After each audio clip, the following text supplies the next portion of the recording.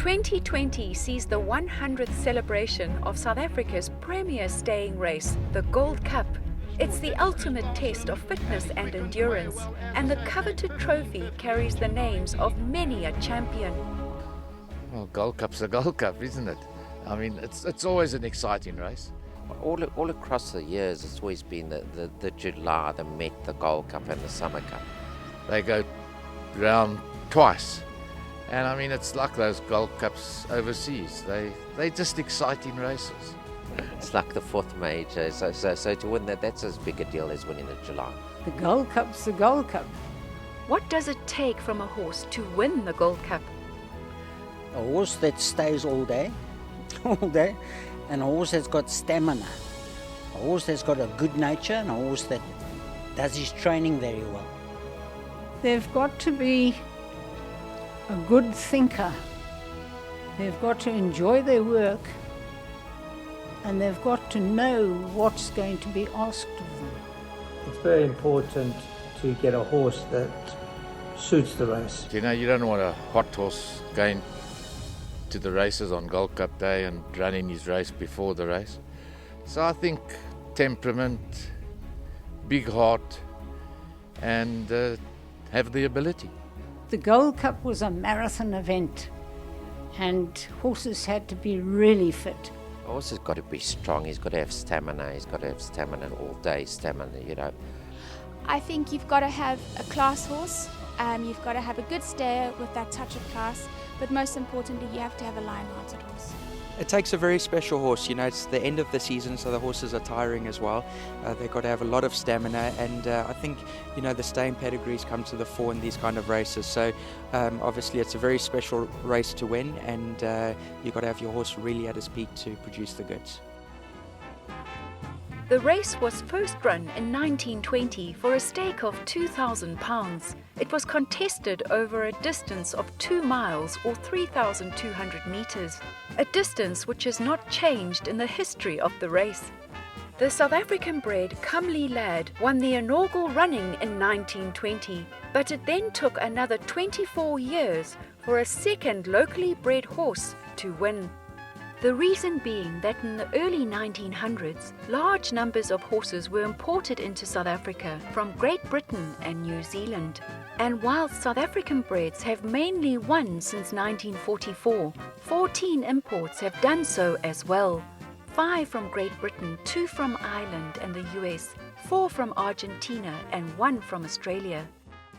Humidor was the first horse in the history of the race to score a double of wins in 1933 and 35. He was by Galloper Light, out of a mare by the Tetrarch. The Spotted Wonder, as he was famously known, was voted Britain's 2-year-old of his century. His daughter Mumtaz Mahal went on to become one of the most important broodmares of the 20th century. There are 25,000 people at Greyville for the running of the Durban Gold Cup. It's a lovely day in many respects. Despite the Second World War, racing continued throughout the 1940s, bringing hope and encouragement to people. In 1941, new kid on the block, Charlie Behrens, started his run of what was to culminate in 7 Gold Cup wins. Another jockey with a keen sense of pace was Arthur Saunders, who won aboard Couchet in 1946. His grandson, the Grade 1 winning trainer Eric Sands, recalls the past. I just know that he was a great judge of pace. Mr. Prestige told me in Cape Town he was, over the longer distance, he was unbeatable. Great judge of pace. He was a natural lightweight. I don't know much about the race. I know he won it in 1946. He rode, he could ride, I think he rode in that race at about 46 kgs. He could ride at 42 kgs. He was a natural and a great long distance rider. Very small man, but they said he had massive hands and very strong hands. In those days, mementos and trophies were given. You've got some beautiful pieces here. Just tell us a little bit about them. To tell you the honest truth, I didn't know that I had them. My gran gave me a hat box full of all his old stuff when he retired, and when he was gone, when my gran was getting old, and some of them were a little bit illegal, like spurs in the boots and things like that. But Listen, they were his items and that, and amongst them was this trophy for the Gold Cup and a stick that was had a gold head on it. Those were the jockey's prizes for winning the race. What I believe is that the jockey's got a miniature of the original trophy, and this is the one that my grandfather got. This stick is surely a collector's item. Yeah, I've seen other sticks like it. They used to have a little label on here, not a label, engraved section in here. It's made from the old whalebone which sticks used to be made before. This is 9-carat gold here, and it's basically a piece to just exhibit in that. But this is the stick that was given to my grandfather at the time of winning the Gold Cup with the trophy. But it is good to have out again and feel it in your hands. How unbelievably special. Thank you.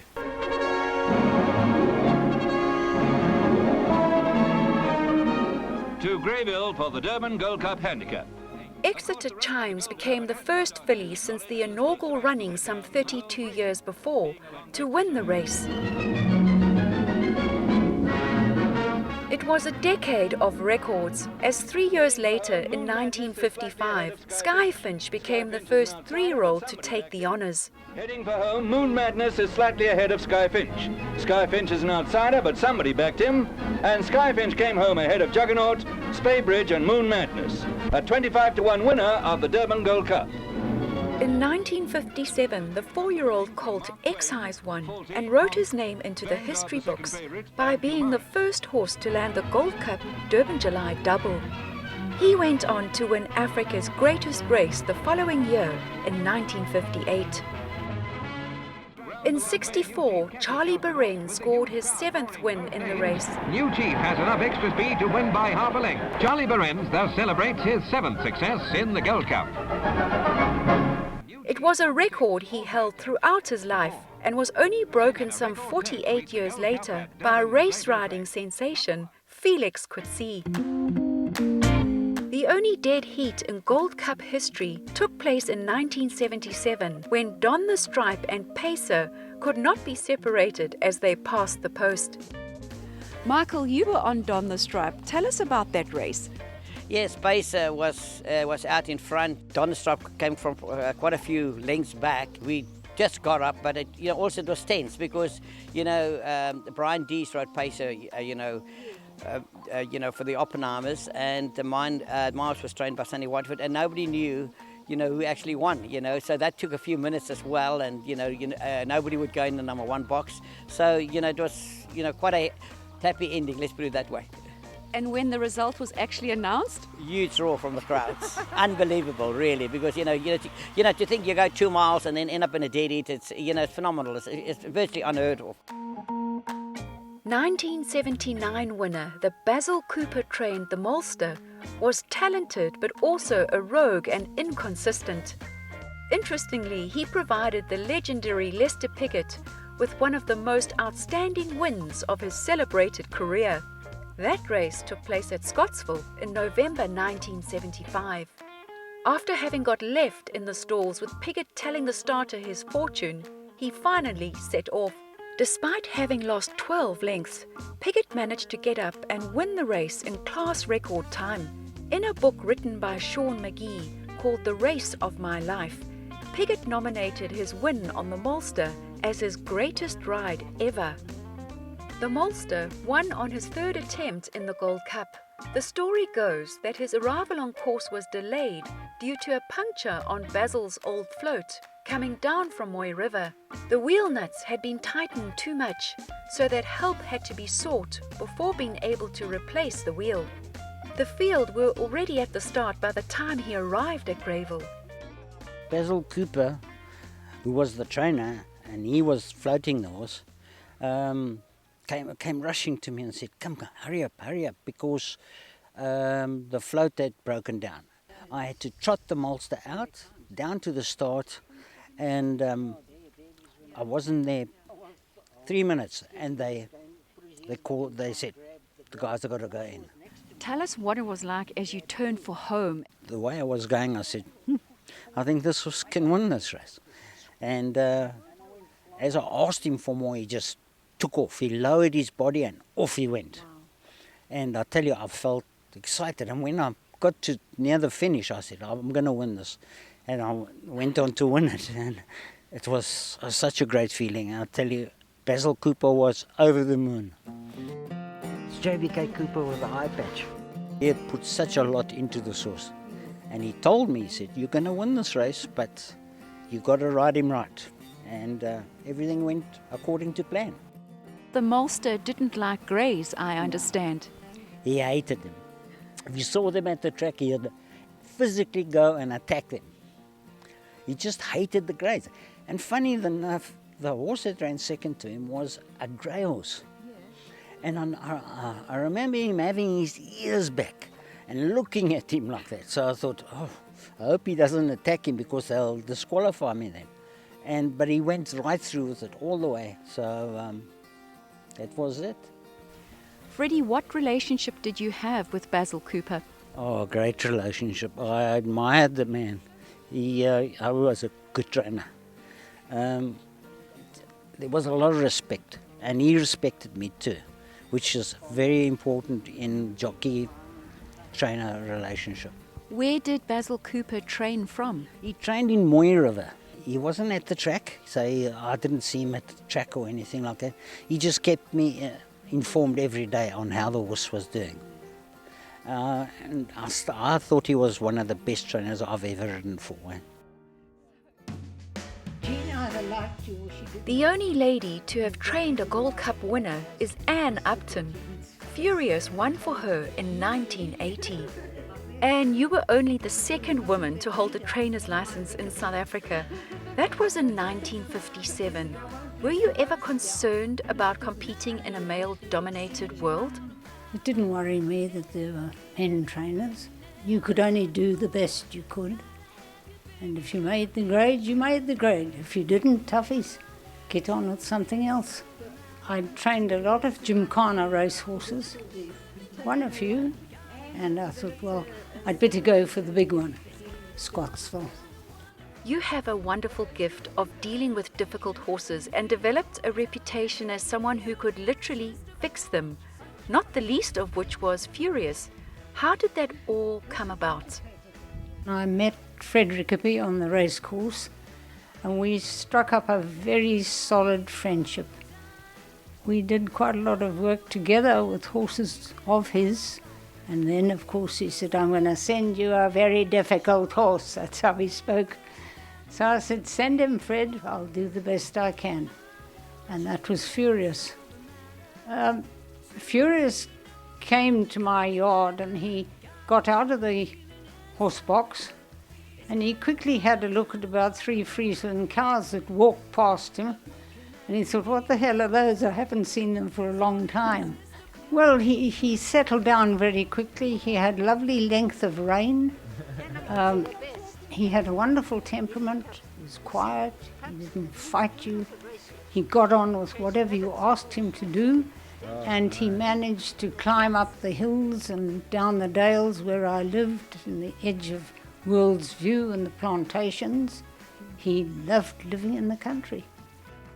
Tell us about his win in the Gold Cup.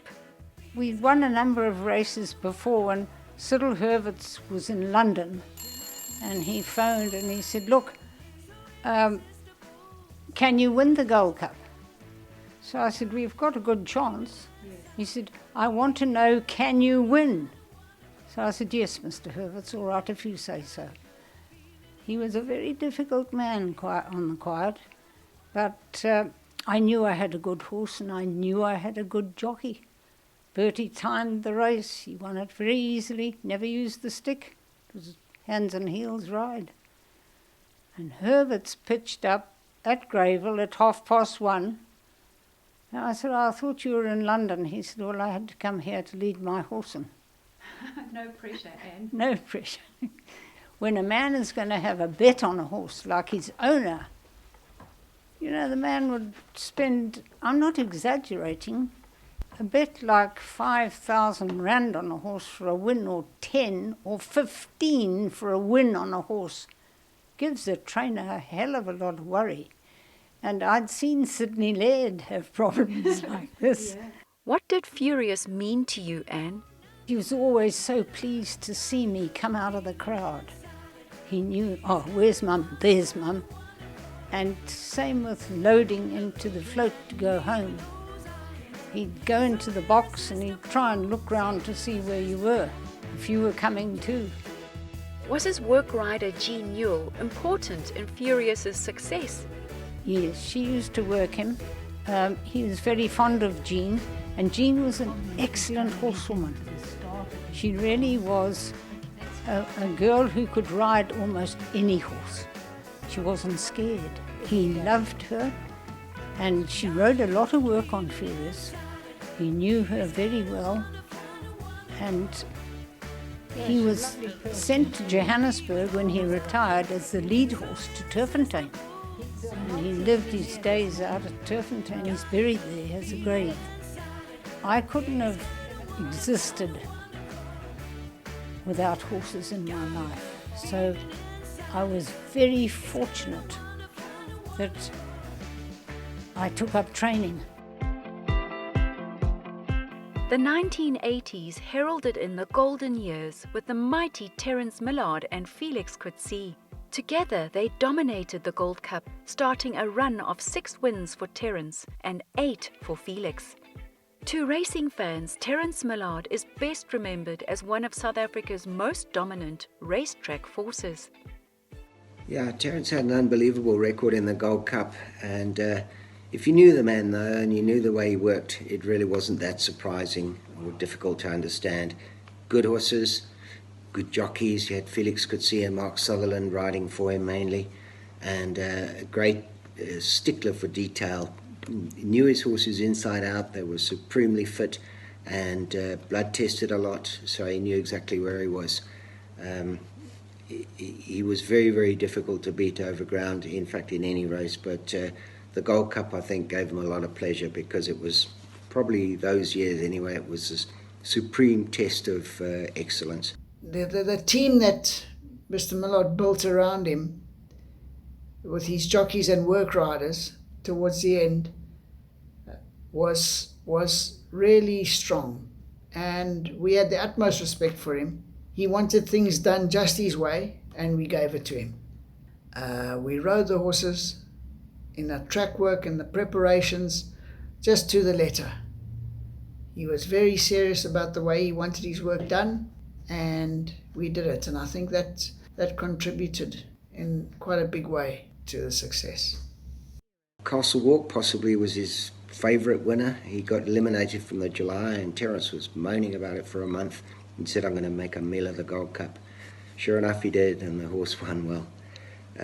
So of course he was a great influence, I think, on a lot of us, certainly on me. And when he retired, he took an active interest in the stable, and all we really wanted to do was make him proud. And when things did go right and you got praise from the guy, you were very proud yourself. He had one serious shortcoming though, that was his driving. All he would do is talk about Olympic Duel or Illustrador or something, never looking at the road in front of him, and he was scary to drive with. But as a trainer and a master trainer and really a legend in the Gold Cup, hard to emulate what he's done. 5 of Felix's record 8 wins came aboard Millard horses. Whilst Millard recorded a phenomenal 4 wins in a row, Felix was not far behind with a hat-trick from 1984 to 1986. Debonair, Voodoo Charm and a colt. She was a big, powerful mare with a relentless action and stamina that just kept unfolding. And you could really be bold on her.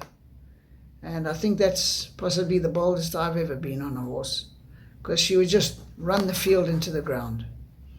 And she showed that every time. Voodoo Charm, he had acceleration, so we got him very, very fit for the race. Sat off a couple of horses, and he quickened up the straight, and that was the end of it. A colt was an interesting one, because that was one of my best Gold Cups. I can't forget that, because he was travelling nicely and relaxed for half of the race. And when he got to the 1600, he just picked up the bit and started towing me. And I just thought, how good is this? And turned into the straight and thought, well, how far? And he won it really comfortably. In 1990, the good-looking Argentinian-bred Illustrador set the tracks alight. In the space of one season, he won from 1,200 to 3,200 meters, including the Gold Cup. It was a great achievement, and not surprisingly, he was trained by the maestro himself, Terence Millard. What Illustrador pulled off that year was just something crazy. Welcome please, Jeff Lloyd. International jockey Jeff Lloyd, who not only holds the record for riding 3 Group 1 winners on one day and 7 winners in a meeting on no less than 4 occasions, won the Gold Cup twice. His first win came aboard Spacewalk in 1993. He was a very relaxed type of horse, really good temperament, the ideal horse you want to ride in a 2-mile race. He thought Ricky did a great job with him. Great training feat to get a horse that probably didn't have the ability that Ricky got out of him. I must say in those days it was probably the hardest race to win because of the dominance of Terence Millard. He was, unless you rode for him, which Felix and Mark were fortunate enough to be able to get on those machines that were near enough impossible to beat. So yeah, when you grabbed one, you took it with both hands. They weren't easy to come by. Freddie, now you also won the Gold Cup on Scantizo. You tell me that was a really special win for you. Tell me about it. Scantizo, Richard Aldous trained it, and I asked him to nominate the horse in the race, and he said, "Okay, he'll do it." And if it rained, I thought there's nothing that can beat this horse, because he loved the wet. And it poured down with rain the day before, and I went and ran the course in the morning. I ran around the course and I said, "This is our race." Did he win going away? Easy. It was like 3 or 4 lengths. And he just made them look silly. And I thought I was quite a good judge of pace. And I used to count them. I went to America and I learned to count seconds to a furlong. And I used to judge pace on counting all the time. If the horse is good enough, he will do it. But you got to time it right. You got to be able to know if you're going too fast or you're going too slow. And what you got at the finish, what that horse has got at the finish. You can go and ask a lot of people. They'll say, judge of pace. No, Freddie McCaskill was one of the best. I used to win a lot of races from the front. A lot. Because I could count how fast I was going. And what was left in that horse. My best Gold Cup was probably Bella Bianca, when Tony trained her, because of the preparation that went into it. It was Mr. Millard's classic preparation, as normal, but the way, Tony put in Chaplin as the pacemaker. Mr. Millard had always used pacemakers, and Tony was doing the same thing, and Bernard was riding the Chaplin, the pacemaker. So our discussions and figuring out the pace, how far I wanted him to take me, what I was going to say when I wanted him to pull off. I didn't want there to be any mistakes, and Bernard was an absolute superstar. He did everything to the letter, and it was a close finish at the end. And I think, if you saw the confusion with the other horses when that move came at about the 700, well, I think I saw could have gone 3 different ways at the finish. So that was a really memorable one. Highland Knight from St. Philippi. Only 5 horses have won the Gold Cup twice, with Highland Knight being the most recent in 2002 and 3. He erupting into action. Highland Knight. Dennis, he was also the first horse in 35 years to achieve the double. Highland Knight repeats the double. He must have been some kind of horse to have done that. Oh, hell, he was a hell of a horse. He started off in Johannesburg with the late Buddy Maroon. And then after he won the first Gold Cup with Buddy, he came down to me because I had a couple of horses of Andre MacDonald's. And listen, it wasn't a joyride because, as Buddy said, when he sent him to me, Dennis, he's got plenty troubles, niggles, troubles. And by the grace of God, we got him to the Gold Cup. And Robbie Hill at his best, we were able to pull it off, 2 in a row. Highland Knight used to pull in a race. Well, I'd never ridden him before in a race. And I got him to switch off beautifully. So he had the box seat, basically. He had the run of the race. Homeward bound. Turned for home and just won a great race. Highland Knight's running on courageously along the inside, but Highland Knight's going to go better. Highland Knight repeats the double. The Cannon Gold Cup. And Highland Knight and Northern Dignity bump their gates open. Michelle, he was a big, strong bugger, and it was all heart. It was all heart. And he had a hell of a finishing speed, no matter what distance I ran him over. Even his prep runs going into the Gold Cup, he'd be outpaced. But that finishing speed, that was his forte. You must also remember he was out of a hell of a mare. I mean, that 1,000 Knights and 1,000 Stars, that whole family, they just produced good horses after good horses after good horses. So, and Badgerland in those days was quite a above average staying sire. My next Gold Cup win was in 2006. I was getting on in my career. I would have been 45 years old at the time. And at the time, little was I to know I'd go on to ride until I was 58. But at the time, I was thinking I was getting close to the end of my career. He was a great turn of foot for a stayer, and he had a lot of spark about him for a stayer. He wasn't a very dour horse. He was a horse that, he had the speed to probably win over shorter distances. So it was important to get him to switch off quickly in his races. And it's close, but Diamond Quest has won the Cannon Gold Cup. I remember my children would have been very young at that age, but they were at races, and it was the first time they had been to a race where their dad had received a trophy and probably got the first bite of it. So yeah, it was a very memorable win. Only 2 winning jockeys have gone on to train a winner of the Gold Cup. Jockey Crocroft won aboard Aristocrat in 1934 before training Salmon to victory in 1945. The only other person to have achieved this is Basil Marcus. I've won the Gold Cup twice. The first time on American bred horse called Hedge, owned by American owner Dr. John Chandler for Tony Finesse. I was only 19 at the time, and so that was 44 years ago. And I still remember the race like it was yesterday.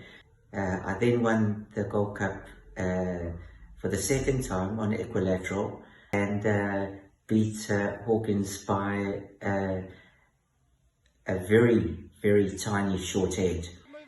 I then won the Gold Cup for the third time as a trainer with Desert Lynx, and Desert Lynx was a terrific horse. He won with top weight, and Greg Sheen rode him, and it was just an unbelievable feeling to win the race as a jockey and a trainer. Holding on and is going to win it. Desert Lynx has won it. Second place, Membrada, Omar Beach, Magical Ballad, and Sarah Carrera.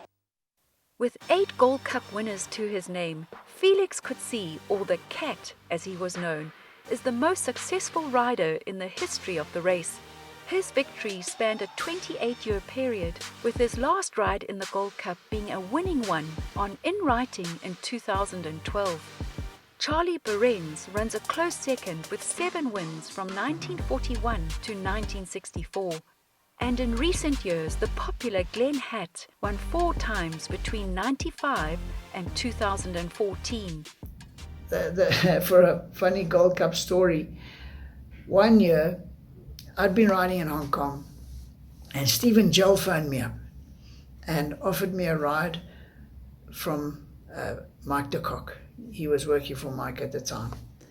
And I was on 7 Gold Cup winners at that stage, so I was equaling Charlie Behrens' record. And I would have liked to beat it. But Douglas White and I had planned a trip to Monty Roberts' farm that year. And it clashed with the Gold Cup.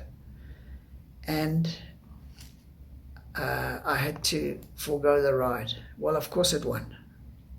So we were in California, and I got the news when I woke up the one morning, and I went down to breakfast and joined Douglas, and I had the mutters. And he asked me what the hell was wrong with me. And I told him the sorry story. So I was very happy when years later Dean Caname gave me in writing, and I could break the record and make it my own. What skill does it take from a jockey to win a race like that? You've got to have a jockey that can probably think for more than 2 minutes. It's not always easy. I mean, a lot of us a bit scatterbrained, me being one of them. But it is a race where you've got to concentrate for a long period of time. It's a race where things can change very quickly. These long races are very tactical and very, you feel.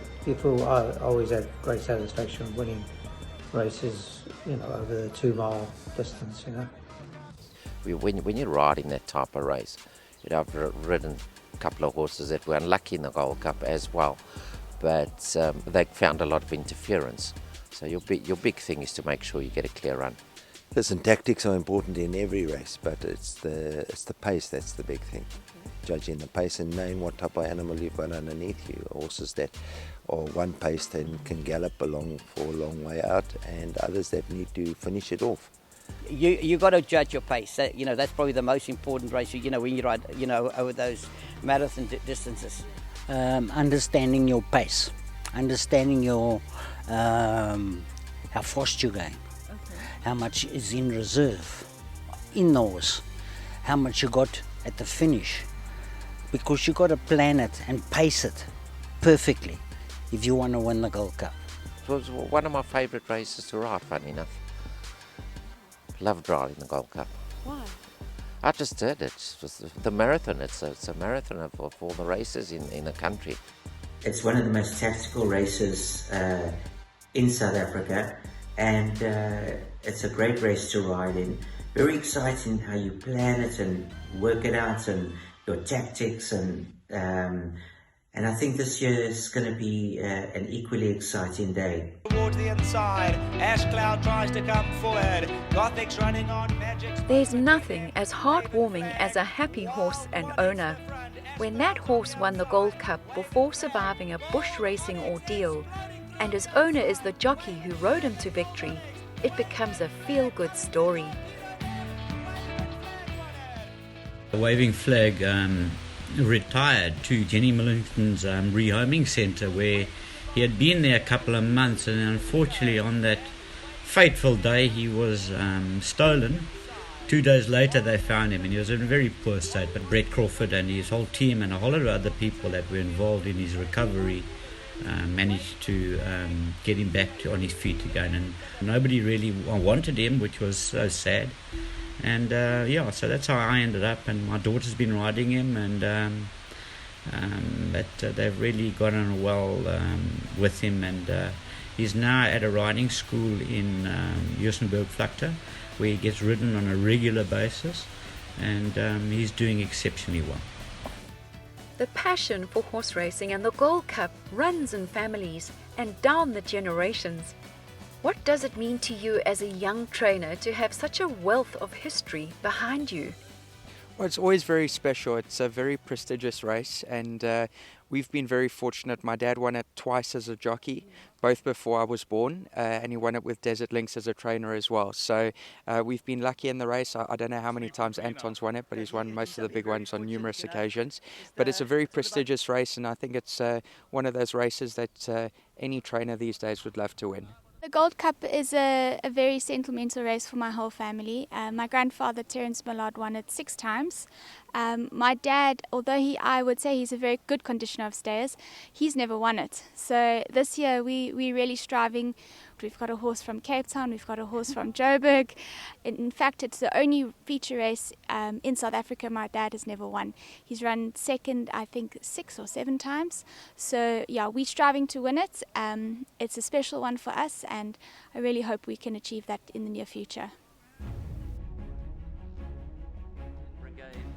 60% of winners have been 4- and 5-year-olds, but it's been as high as 70% in the last 20 years. Older horses have won the race, with a 9- and 10-year-old having even taken the honours.